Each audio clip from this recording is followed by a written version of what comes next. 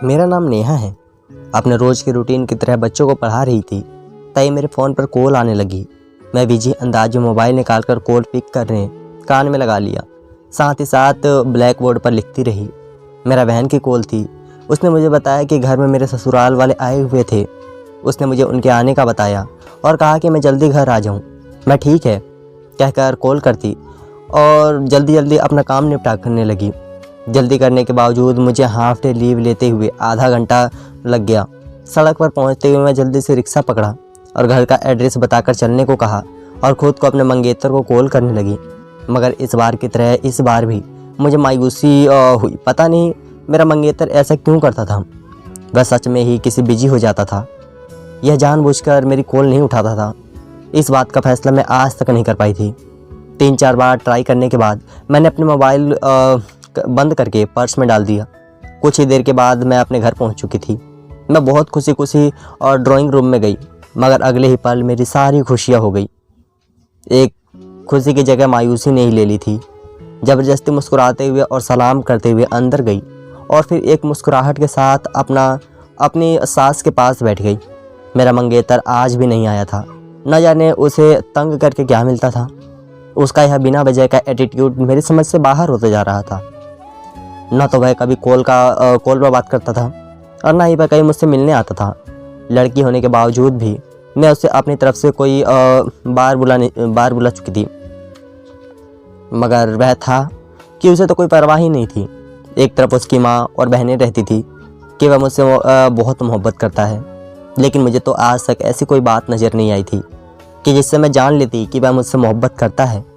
मैं यह सोचकर अपने दिल को तसल्ली देती थी कि हो सकता है वह शादी के बाद वाली मोहब्बत को अहमियत देता हो, और आज भी मैं यही सोचकर खुद को तसल्ली दी थी। मेरे ससुराल वाले मम्मी से मेरी शादी की तारीख लेने आए थे। मुझे सुनकर वह बहुत खुश हुई थी। मैं भी अब शादी करके जल्द से जल्द अपने घर जाना चाहती थी, लेकिन मम्मी के जवाब ने मेरे सारे अरमानों पर पानी फेर दिया था। मम्मी ने उनसे कहा कि अभी हमारी शादी की तैयारियां मुकम्मल नहीं थे, इसलिए अभी कोई तारीख नहीं दे सकती। जैसे तैयारी पूरी होगी तुम्हें बता देंगे।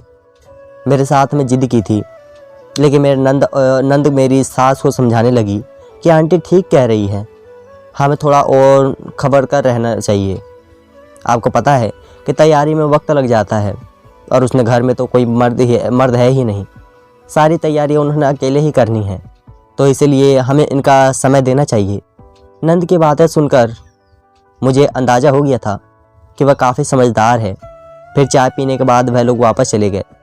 उनके जाते ही मम्मी ने मेरे सामने हाथ जोड़ लिए और कहने लगी कि मुझे माफ़ कर दो, मगर मैं मजबूर हूँ। तुम्हारे सिवा और कोई नहीं है हमारे घर में सामने वाला। अगर तुम्हारी शादी के जल्दी से कर दूँगी तो घर कौन चलाएगा? प्लीज़ मेरी मजबूरी को समझने की कोशिश करो। मैं मम्मी की बातें सुनकर उनके गले लग गई थी। मैंने कहा ठीक है। तो वह कह रही थी कि अगर 1 साल और इंतज़ार कर लेते हो तो मेरे बहन का ग्रेजुएशन हो जाना था। उसके बाद मैं उसे अपने साथ चीटिंग की जॉब पर लगवा ली थी। मैं भी 4 साल से इस स्कूल में जॉब कर रही थी। खैर मैंने मम्मी को तसल्ली दी और उनसे कहा कि कोई बात नहीं मम्मी, मैं इंतज़ार कर लूँगी। और वैसे भी कौन सा मेरी उम्र निकलती जा रही थी, अभी सिर्फ 22 साल की तो हुई थी। 1 साल इंतज़ार करने से भला मैं कौन सा बूढ़ी हो जाती। बर्तन धोने के बाद मैं कमरे में आ गई थी। जैसे ही दरवाज़ा खोलकर अंदर गई, मेरी बहन एकदम डर कर उछली। मैंने हैरानी से उनको देखा, जिसे आज तक बहुत ही ज़्यादा दौरे पड़ रहे थे। बैठे बैठे चौंक जाती और अक्सर घबराई से रहती। मैं पिछले कई दिनों से उसका सब बिहेवियर नोट कर रही थी और इसके यूँ डरने की वजह जानना चाहती थी। मैंने उससे पूछा तो उसके चेहरे की हवाइयाँ उड़ चुकी थी। मैंने सवाल करने पर उसने बड़ी मुश्किल से खुद को संभाला था और फिर कहा आप ही वह डरावनी कहानियाँ पढ़ा रही थी, इसलिए डर गई। मैं लगातार अपनी आंखों में देख रही थी। जिस तरह हरकतें हकलाते हुए उसने जवाब दिया था, उसकी आंखें और उसकी जुबान उसका साथ बिल्कुल नहीं दे रही थी। ज़रूर यही था कि वह मुझे कोई ना कोई बात छुपा रही थी, मगर उसी वक्त मैं बहुत ठगी हुई थी, डरी हुई थी। मैंने उससे और कुछ भी नहीं पूछा और फ्रेश होने वॉशरूम में चली गई। फिर दिन गुजरते जा रहे थे। एक दिन मैं स्कूल में कॉपी चेक कर रही थी, स्टाफ रूम में बैठी हुई। उसी दिन मैं सभी बच्चों की कॉपी चेक कर रही थी। मुझे सारे बच्चों की कॉपी आज ही पूरी करनी थी। हम स्कूल में जाने से पहले अपने फ़ोन साइलेंट पर कर देते थे। 2-3 घंटे के बाद कॉपी चेक करने के बाद स्टाफ रूम से बाहर आई तो रिसेप्शन उसने बताया कि तुम्हारी मम्मी को 2-3 कॉल आई थी और तुम्हारी मम्मी तुम्हारी बहन को लेकर यहाँ पर भी आई थी और वह बहुत रोवी थी, लेकिन आपने डिस्टर्ब करने को मना किया था इसलिए बताया नहीं। उसकी बातें सुनकर मैं बहुत ज़्यादा परेशान हो गई। क्या मम्मी को क्या हुआ था? मैंने फ़ौरन अपने बैग से मोबाइल निकाला जहाँ मम्मी की बहुत सारी कॉल्स आई हुई थी। मैंने फ़ौरन मम्मी को कॉल मिलाई जो पहले ही बल पर उठ गई थी। मम्मी बहुत ज़्यादा रो रही थी। मैं बहुत परेशान हो गई थी। मैंने मम्मी से पूछा कि क्या हुआ, तो मम्मी ने रोते हुए मुझे घर आने को कहा। मैंने छुट्टी को बात कही तो मुझे छुट्टी नहीं मिली क्योंकि बच्चों के एग्ज़ाम होने वाले थे और मुझे वर्क करना था। अब मुझे दोपहर तक का इंतज़ार करना था।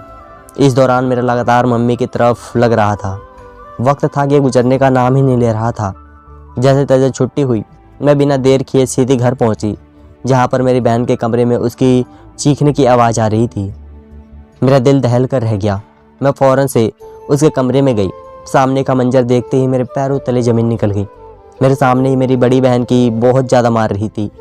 जल्दी से जल्द बहन को मम्मी से छुड़वाया और पूछा कि यह सब क्या है। तो मम्मी कहने लगी इसी से पूछो, इतनी सी उम्र में यह मुंह काला करा के आई है, कहीं मैं देखने के लायक नहीं छोड़ा। मैं लोगों को क्या जवाब दूंगी?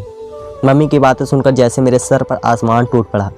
मैं अपनी बहन की तरफ देखे जा रही थी जो बार बार रोते हुए नाम में सिर हिला रही थी और कह रही थी कि मैं बुरी नहीं हूँ, मैं पाक दामन हूँ। मम्मी का रो रो कर बुरा हाल हो गया था। मेरी बहन की हालात भी बहुत ख़राब थी।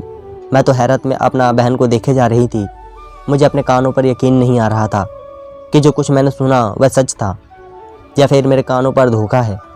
मैं सब कुछ झूठ देती, मगर जो कुछ मेरी आंखें देख रही थी वह कैसे झूठ लाती। सब कोई सपना या फिर मेरी बहन नहीं था, वह हकीकत थी। ये एक ऐसा सलाम था जो हमारी ज़िंदगी में खूब चुका था और अब ना जाने यह सलाम हमारी ज़िंदगी में कौन कौन सा तूफ़ान लेकर आने वाला था। मेरा नाम नेहा है। मेरी उम्र अभी 26 साल है। मैं यूपी के एक छोटे से गांव शहर में रहती हूँ। पिछले 4 साल से मैं अकेली यहाँ पर रह रही हूँ। कभी मेरी भी फैमिली थी जिस पर मैं जांच लगती थी, मगर मेरी एक लापरवाही की वजह से मैं अपनी फैमिली को खो चुकी थी।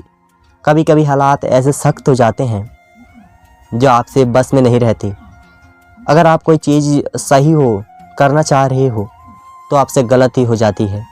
ऐसे में हालात खिलाफत की होते हैं और ऐसे में सपनों की बहुत ज़रूरत पड़ती है और हमें भी अपनों की ज़रूरत होती है। मगर ऐसे हालात में जब अपने ही साथ छोड़ जाए तो फिर कोई भी गलत नहीं किया जा सकता। मेरी कहानी भी कुछ ऐसी ही है। मैं 4 साल की थी जब मम्मी पापा अलग हो गए थे। मम्मी किसी और को पसंद करती थी लेकिन नाना ने ज़बरदस्ती उनकी शादी मेरे पापा से कर दी थी। सभी का यही ख्याल था कि मम्मी शादी के बाद सब कुछ भूल जाएंगी, मगर मम्मी कुछ भी ना भूली थी, बल्कि चोरी चुपके उनका ताल्लुक उसने बरकरार रखा था। मेरे पैदा होने कभी मम्मी को कोई असर नहीं हुआ। मेरे पैदा होने के बाद भी वह मेरी देखभाल नहीं करती थी, बस मुझे एक जगह छोड़कर इधर उधर लगी रहती थी। इन्हें मेरे रोने या हंसने की भी कोई परवाह न थी। वह तो शुक्र है था कि मेरी चाची इस घर में मौजूद थी जो मुझे 1 मिनट के लिए भी रोता बर्दाश्त नहीं कर सकती थी और मुझे उठाकर अपने साथ ले जाती। एक माँ की तरह वह मेरा ख्याल रखती। पापा मम्मी की सारी हरकतों जानते थे। उन्होंने कई बार मम्मी को समझाने की बहुत कोशिश की, मगर मम्मी ने पापा के साथ रहना ही नहीं चाहा। बस मौका ढूंढ रही थी। एक दिन उन्हें मौका मिल गया। उसी रात पापा किसी ज़रूरी काम में फंस गए और थोड़ी देर से घर वापस आए तब मम्मी के सामने खड़ी हो गई और चिल्लाकर पापा के ऊपर इल्ज़ाम लगाने लगी। पापा ने खुद पर बहुत कंट्रोल किया, मगर शायद अब समय ख़त्म हो चुका था। पापा की सारी बर्दाश्त अब जवाब दे गई थी। तभी पापा ने खड़े खड़े मम्मी को तलाक दे दी। मम्मी तो जैसे पहले ही तैयार खड़ी थी। उन्होंने फ़ौरन अपना सामान पैक किया, उठाया और एकदम घर से चली गई। उन दोनों के इन फैसले में वह दोनों तो बहुत सुकून से आ गए थे, मगर वह नहीं जानते थे कि उनका यह फैसला मेरी ज़िंदगी पर कितना बुरा असर डालेगा। मेरी सारी जिम्मेदारियाँ चाचा पर आ गई थी, जिसकी वजह से चाची की अपनी ज़िंदगी डिस्टर्ब हो रही थी। 3 साल के बाद पापा ने एक तलाकशुदा औरत से दूसरी शादी कर ली, जिसके पति ने शादी के 6 महीने बाद ही उसे तलाक दे दी थी। शुरू शुरू में उनके पास जाने से मुझे बहुत डर लगता था, क्योंकि मैं स्कूल में जो स्टेप मदर के बारे में जो कुछ सुना था वह सब अच्छा नहीं था। मगर वह औरत बहुत समझदार और सुलझी हुई थी औरत थी। कुछ ही दिनों में उसने मेरे दिल में अपनी जगह बना ली थी और मैं उसे मम्मी बुलाने लगी थी। मेरी और मम्मी की बहुत खासी बिल्डिंग हो गई थी।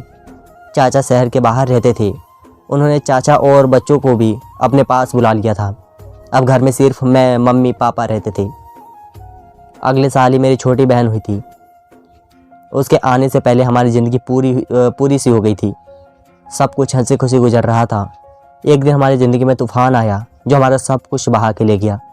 उस वक्त मेरी छोटी बहन सिर्फ 2 साल की थी और मैं 10 साल की, जब पापा को हार्ट अटैक आ गया। पापा मौके पर ही मर गए थे और हमारी ज़िंदगी को वीरान कर गए थे। सभी मेरी मम्मी को मनहूस और बुरे काम वाली कह रहे थे। पहले अपनी शादी न निभा सकी और अब दूसरी शादी में अपने पति को खा गई। अब लोगों ने जीना मुश्किल कर दिया था। ऊपर से चाचा ने भी कोई बात नहीं हो रही थी। आखिर मजबूरन मम्मी को वह घर बेचना पड़ा और हम लोग वहाँ से एक गांव चले गए। घर के पैसों से मम्मी ने छोटा सा मकान खरीद लिया और बाकी के पैसे अकाउंट में सेविंग के तौर पर डलवा दिए थे। मेरा एडमिशन यहीं के स्कूल में करवा दिया गया था। सेविंग से हमारा अच्छा खासा गुजारा हो रहा था।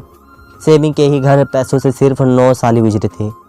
मम्मी को शायद अंदाज़ा था कि यह पैसे उतने ही चल पाएंगे, तभी वह 7-7 लोगों के कपड़ों का कढ़ाई करने लगी थी।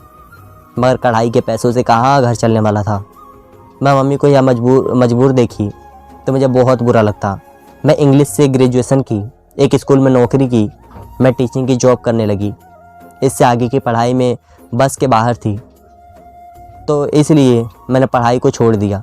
जबकि अपनी छोटी बहन हीना का एडमिशन मैं प्राइवेट स्कूल में करवा दिया था। मेरी कोशिश थी कि जैसी मेरी माँ ने मुझे सगी माँ से बढ़कर प्यार दिया, तो मेरा यह फ़र्ज़ था कि मैं हीना को अच्छी पढ़ाई करवाती और उसे एक बेहद मुकाम पर पहुँचा चाहती। उन्होंने मुझे नौकरी करने से बहुत रोका, मगर मैं 20,000 महीना सैलरी थी। अगर मैं उस समय मम्मी की बातों में आकर जॉब छोड़ देती तो इतनी अच्छी जॉब मुझे कहाँ मिलने वाली थी। फिर वक्त अपनी रफ्तार के साथ आगे बढ़ता गया और जब मैं 21 साल की हुई तो मेरा रिश्ता आया। छोटा सा ख़ानदान था। एक बहन का इकलौता भाई था। बहन की शादी हो गई थी। अब घर में उसके माता पिता और वह खुद था। वह उसे गली के पीछे रहते थे। अच्छा खासा खाते पीते लोग थे। मम्मी को रिश्ता अच्छा लगा तो मम्मी ने उनसे शादी के लिए 1 साल का वक्त मांगा और मेरी इंगेजमेंट कर दी। मेरा मंगेतर इंगेजमेंट में सिर्फ 10 मिनट के लिए आया था, फिर किसी ज़रूरत काम के लिए चला गया था। मेरे नंद के जरिए हमारे नंबर भी एक्सचेंज हो गए थे, मगर मेरे मंगेतर ने मुझे खुद से कभी कॉल नहीं की। शुरू में मुझे बात ज़्यादा महसूस नहीं हुई थी, लेकिन अब मुझे मेरे मंगेतर का इग्नोर करना बहुत बुरा लगता था। मगर मैं बर्दाश्त कर जाती और कर भी क्या सकती थी। उन लोगों को दिया गया वक्त पूरा हो चुका था। वह लोग शादी की तारीख रखने आए थे और मम्मी ने कुछ समय मांग लिया। इस पर मेरे मंगेतर ने कोई भी रिएक्ट नहीं किया था। मेरी बहन का एक 9th क्लास में थी और 13 साल की थी और मम्मी उसका बहुत ख्याल रखते थे। उसके हर ख्वाहिश को पूरा करते थे। उसने कभी किसी चीज़ की कोई महसूस नहीं होने दी थी। वह बहुत लाडली थी। मगर मैंने जो आज खबर सुनी थी, मुझे समझ में नहीं आ रही थी कि क्या रिएक्ट करूं। न जाने हमारी परवरिश में कहाँ कमी आ रही थी। हमने कहाँ भूल गई थी जो इसने इतना बड़ा कदम उठा लिया। मम्मी ने मुझ पर 2 धमाका किया था। बहुत देर तक मैं अपने होश में नहीं रही। मम्मी ने कहा कि जब भी ना मैं स्कूल में वापस आई तो उसकी तबीयत बहुत ख़राब थी। उसे चक्कर आ रही थी, साथ में उसके पेट में भी दर्द था। तभी मम्मी ने मुझे कॉल की, लेकिन जब मुझे कोई बात नहीं हुई तो मम्मी उसे लेकर अस्पताल आ गई। उसके हालात देखकर डॉक्टर को कुछ शक हुआ तो उन्होंने उसके कुछ टेस्ट करवाए। टेस्ट की रिपोर्ट पॉजिटिव निकली तो डॉक्टर का शक सच में बदल गया। उसकी रिपोर्ट चेक कर मेरी 16 साल की बहन की माँ बनने की खबर सुन रही थी। मैंने बहुत मुश्किल से खुद पर कंट्रोल किया और अपनी बहन की तरफ गई ताकि उससे कुछ सुकून। उससे यह हरकत क्यों की? उसने अपने किरदार पर इतना बड़ा दाग लगवा लिया। और कैसे अभी मेरी सवाल मुंह में ही था जब वह अपनी जगह से एक झटके में उठी और रहते हुए कहने लगी कि बेकसूर हूँ मैं, पाक दामन हूँ। यह कहते हुए भाग गई और दूसरे कमरे में चली गई। उसने मेरे को अंदर से बंद कर दिया था। मैंने मम्मी को उठाया और उनसे कमरे में ले गई। मम्मी किसी भी तरह से संभालने में नहीं आ रही थी। सदमा बहुत ही बड़ा था। मम्मी के सोचने समझने की शक्ति खत्म हो गई थी, मगर मुझे आराम से समझदारी से काम लेना था और इस परेशानी से निकलने के लिए कोई ना कोई हल निकालना था। मैंने कई बार जाकर अपनी बहन के कमरे का दरवाज़ा खटखटाया, मगर उसने दरवाज़ा नहीं खोला। मैं उससे पूछना चाहती थी कि उसके साथ किसने जुर्म किया या फिर वह खुद ही, लेकिन इस इतनी छोटी बच्ची ऐसा कैसे कर सकती है। यह मेरा समझ से बाहर था। थक हार कर मैं अपने कमरे में आ गई। अगली सुबह मेरे उठने से पहले ही वह स्कूल जा चुकी थी। मैंने भी मम्मी के रिलैक्स रहने का बोला और स्कूल चली गई। पूरा दिन मेरा दिमाग खराब रहा। बदनामी का डर सर चढ़कर बोल रहा था। मैंने अपनी काली को बताया तो उसने मुझसे कहा कि अभी शुरुआत है, तुम अपनी बहन का ऑपरेशन करवा दो। मैं घर जाकर मम्मी से और बहन से बात की, मगर मेरी बहन एकदम अकड़ गई। वह किसी भी तौर पर ऐसा नहीं चाहती थी। उसे ना तो बदनामी का डर था और ना ही अपने किरदार पर लगे दाग का। बिल्कुल बहुत सुकून से बैठी थी, जैसे कुछ हुआ ही ना हो। मगर मैं सुकून से नहीं थी। अगर मेरे ससुराल वालों को इस चीज़ की भनक भी पड़ जाती तो वह रिश्ता ख़त्म करने के लिए सेकंड की भी देर न लगाते। कुछ भी करके इस झंझट को ख़त्म कर देती, क्योंकि इस सिवाय हमारे लिए बदनामी से कुछ नहीं था जिसका इस मामले को बढ़ाया जाता। उतनी ही हमारे लिए मुश्किलें पैदा होती, क्योंकि मेरी बहन की तबीयत गिरती चली जा रही थी। उसकी तबीयत बदलती पीली रंगत किसी को भी शक में डाल सकती थी। इसलिए मम्मी ने उसका स्कूल छोड़ दिया। वह पूरे तरीके से कमरे में होकर रह गई। मैं इस वक्त की कोशिश करके देख ली कि वह किसी भी तरह यह दाग मिटा दे, लेकिन मैं राजी नहीं हुई। मैं किचन में खड़ी दूध गर्म कर रही थी। सो लगातार बहन की तरफ थी। दूध गर्म करके मैं गिलास में डाला और अपनी जेब से एक छोटी सी शीशी निकाली। उस शीशी में ऑपरेशन की दवाई थी। मैंने वह शीशी खोली और दवाई गिलास में मिलाने लगी। मेरे हाथ कांप रहे थे कि मैं किसी की जान लेने जा रही थी, लेकिन यह सब उसके भले के लिए ही तो कर रही थी। मैं अपनी बहन को यूँ अपनी आंखों के सामने उसकी ज़िंदगी बर्बाद करते हुए नहीं देख सकती थी। अब वह खुद बच्ची थी तो वह बच्चा कैसे संभालती, वह भी एक नाजायज़ औलाद। लोग इसको ताने दे देकर ही मार डालेंगे। दुनिया ऐसी औरत को कहाँ जीने देती है। यह तो औरत भी नहीं थी। मैं उसे खुद पर इतना बड़ा जुल्म करने नहीं दे सकती थी। इसीलिए मैंने दवाई मिला दी थी कि ऐसे सांप भी मर जाएगा और लाठी भी नहीं टूटेगी। दवाई गिलास में मिलाने के बाद मैं शीशे बंद करके दोबारा जेब में डाल ली। फिर चम्मच लेकर दूध में अच्छी तरह से मिलाई, मिक्स कर दी। दूध का गिलास लेकर अपनी बहन की तरफ जाने लगी। मैं सोच रही थी कि जो मैं काम कर रही हूँ वह गलत है, मगर मेरी नीयत गलत नहीं थी। मैं तो बस यह परेशानी से छुटकारा चाहती थी ताकि हम सब पहले की तरह सुकून से ज़िंदगी गुजार सके। मैं अपने कमरे में गई तो वह बेड पर लेटी हुई थी। मैंने उसे जाकर दूध दिया और कहा कि इसे पी लो, मैं अभी गर्म करा है। वह मेरे हाथ से दूध लेकर पीने लगी और अजीब नज़रों से मुझे देखने लगी। वह बहुत गौर से मेरी तरफ दिख रही थी। मुझे उसकी नज़रों से डर लगने लगा था। मैं उठकर अपने कमरे में आ गई और उसके बाद मैं रोज़ उसे दूध के जरिए दवाई की डोज देने लगी। एक हफ्ते में ही उसका नतीजा मिलना शुरू हो गया। हालांकि दवाई की पहली डोज से ही असर मिलना शुरू हो जाना चाहिए था, मगर शायद हल्की दोस्त की वजह से इतना वक्त लग गया। इतने दिन में मैंने उसे दूध में दवाई मिला कर दी और सोने के लिए कमरे में आ गई। सुबह मैं उठकर स्कूल जाने चली गई। सुबह मैं जल्दी गई थी क्योंकि हमारी पेरेंट्स टीचर मीटिंग थी जिससे हमें तैयारी करनी थी। मैंने अपनी डायरीज तैयार की, जिसकी वजह से मैं जल्दी चली गई थी। इस बात से अनजान कि मेरे घर के पीछे क्या होगा। उसी दिन में पेरेंट्स टीचर मीटिंग थी, तो इसीलिए सब टीचर्स का फ़ोन लेकर ऑफ कर दिया गया था। हम तकरीबन पूरा दिन बहुत बिजी रहे। 12 बजे मीटिंग ख़त्म हुई तो मैं घर पहुंची, क्योंकि मैं रात भी नहीं सो पाई थी बहन की टेंशनों की वजह से। इसलिए नींद में मेरा बहुत बुरा हाल था। तो मैं ऐसे ही मोबाइल लेकर बैग में डाल दिया और ऑन भी नहीं किया। घर पहुंची तो पूरे तरीके से सन्नाटा था, तो मुझे एकदम से परेशानी हुई। उसी वक्त मम्मी और मेरी बहन थी और उनकी आवाज़ बाहर तक आ रही थी और रोती हुई आ रही थी। मेरे 6 सेक्स बार बार किसी अनहोनी का पता दे रहे थे। मैं धड़कते दिल के साथ अंदर गई। अंदर मेरी मम्मी लोटे पीटे हिल में देखती। मेरी नींद एकदम उड़ गई। फ़ौरन भागकर मम्मी के पास गई। मम्मी ज़ोर ज़ोर से रो रही थी। जब मम्मी थोड़ी समझती तो मैंने मम्मी से पूछा। अगले ही पल मम्मी ने मेरे मुंह पर थप्पड़ मारा था और फिर मम्मी की अगली बात से मेरे पैरों तले ज़मीन खिंच गई। मम्मी ने कहा कि कैसे पत्थर दिल हूँ, मैं अपनी ही बहन की जान ले ली थी। मेहनत से मम्मी की बात सुन रही थी। मम्मी मुझसे कहने लगी कि तुझे शर्म नहीं आई, तुमने मेरे बच्चों की जान ले ली। मैंने तुम्हें माँ से बढ़कर प्यार किया, तुमने मेरी बच्ची की ही मार दिया। मेरी तुमसे क्या दुश्मनी थी। मैंने सफाई में कुछ कहने की कोशिश की लेकिन मम्मी ने कोई बात न सुनी। मैं चुपचाप खड़ी मम्मी के एग्ज़ाम सुनती रही। मम्मी सही तो कह रही थी, मेरी दी गई दवाई की वजह से मेरी ही बहन मरी थी, क्योंकि वह खुद भी बच्ची थी और दवाई को बर्दाश्त नहीं कर पा रही थी और ज़िंदगी की बाजी हार गई। मम्मी ने मुझे मेरी बहन तक का अनजाना नहीं देखने दिया। थोड़ी ही देर बाद मेरे ससुराल वाले पहुंच चुके थे।